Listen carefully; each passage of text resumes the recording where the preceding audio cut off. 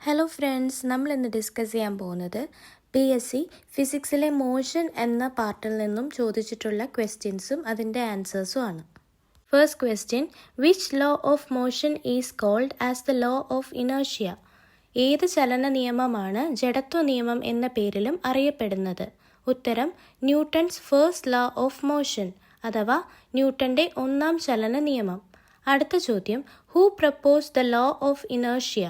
ജഡത്വ നിയമം ആവിഷ്കരിച്ചത് ആരാണ്? ഉത്തരം ഗലീലിയോ ആണ് ജഡത്വ നിയമം ആവിഷ്കരിച്ചത്. ന്യൂട്ടൺ എന്ന് തെറ്റിപ്പോവരുത്.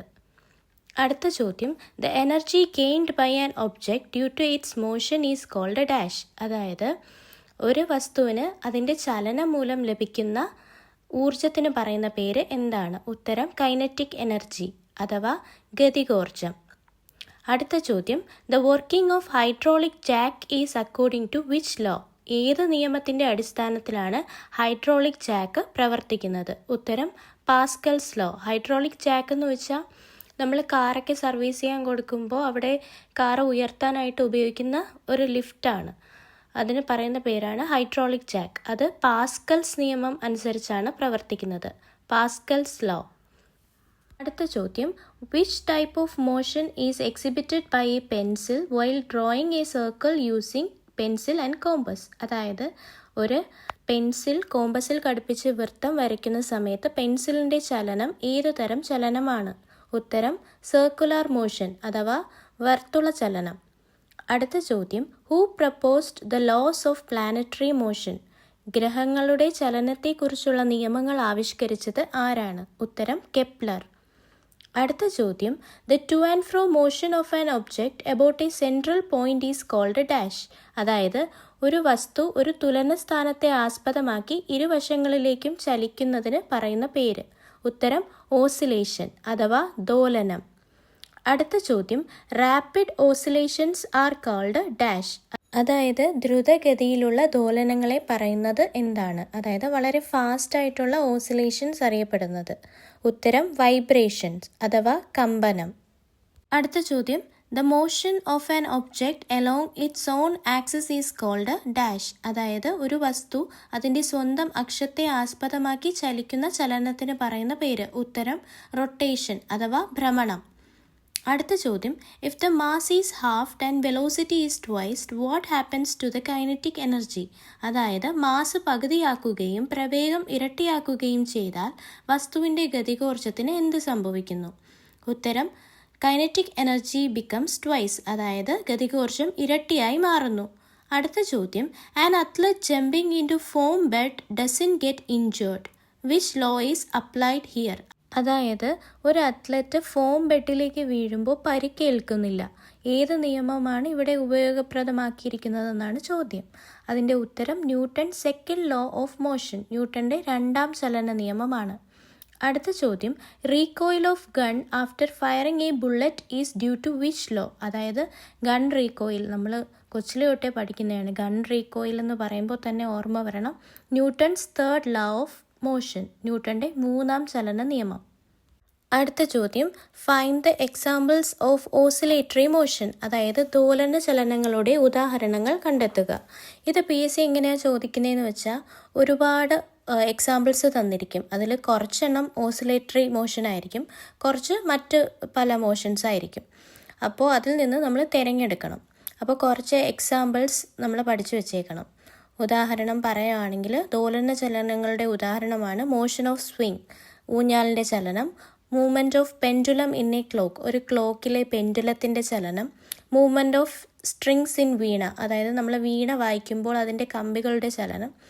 അതൊക്കെ ദോലന ചലനങ്ങളുടെ ഉദാഹരണമാണ്.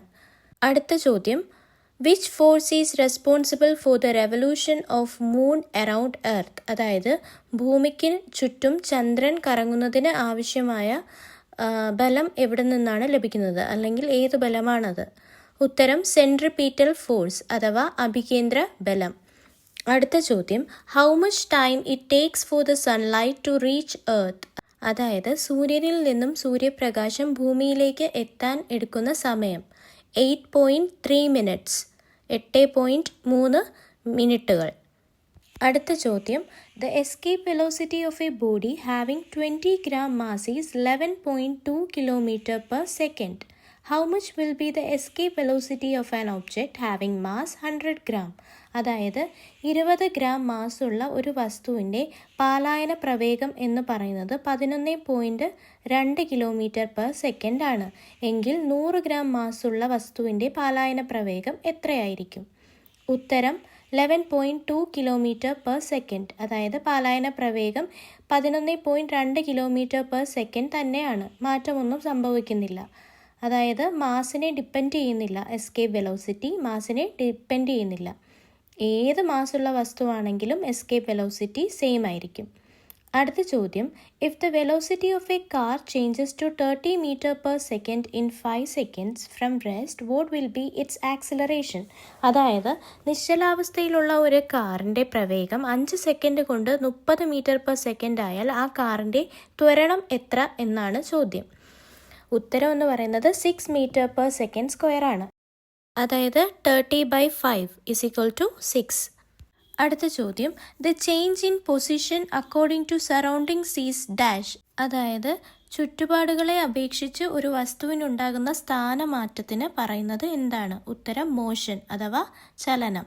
അടുത്ത ചോദ്യം, if the displacement of an object is proportional to the square of time, then the object is said to be in dash motion. അതായത് ഒരു വസ്തുവിൻ്റെ സ്ഥാനാന്തരം സമയത്തിൻ്റെ വർഗത്തിന് അനുപാതികമാണെങ്കിൽ ആ വസ്തുവിൻ്റെ ചലനം എങ്ങനെയുള്ള ചലനമാണ്? ഉത്തരം യൂണിഫോം ആക്സിലറേഷൻ അഥവാ സമത്വരണം. അടുത്ത ചോദ്യം, find some examples of circular motion. വർത്തുള ചലനത്തിന് ഉദാഹരണങ്ങൾ കണ്ടെത്തുക. ഇത് നേരത്തെ പറഞ്ഞതുപോലെ വേറെ ടൈപ്സ് ഓഫ് മോഷൻ്റെ കൂടെ മിക്സ് ചെയ്തിട്ടേക്കും. ഇതിൽ നിന്ന് നമ്മൾ വർത്തുള ചലനം മാത്രം കണ്ടെത്തി എഴുതണം. ഇവിടെ എക്സാമ്പിൾസ് തന്നിട്ടുള്ളത് motion of seconds hand in a clock, അതായത് ക്ലോക്കിലെ സെക്കൻഡ് സൂചിയുടെ ചലനം. Revolution of planets around sun, സൂര്യന് ചുറ്റുമുള്ള ഗ്രഹങ്ങളുടെ ചലനം. മോഷൻ ഓഫ് ഫാൻ, ഫാനിൻ്റെ ചലനം. ഇതൊക്കെ വർത്തുള ചലനത്തിന് ഉദാഹരണങ്ങളാണ്. അപ്പോൾ ഇതുപോലെ PSCയുടെ എല്ലാ സബ്ജക്റ്റിൻ്റെയും ടോപ്പിക് വൈസ് PYQs ഞാൻ അപ്ലോഡ് ചെയ്യുന്നതായിരിക്കും. നിങ്ങൾക്ക് ഈ വീഡിയോ ഇഷ്ടപ്പെട്ടെങ്കിൽ വീഡിയോ ലൈക്ക് ചെയ്യുക, എൻ്റെ ചാനൽ സബ്സ്ക്രൈബ് ചെയ്യുക. താങ്ക്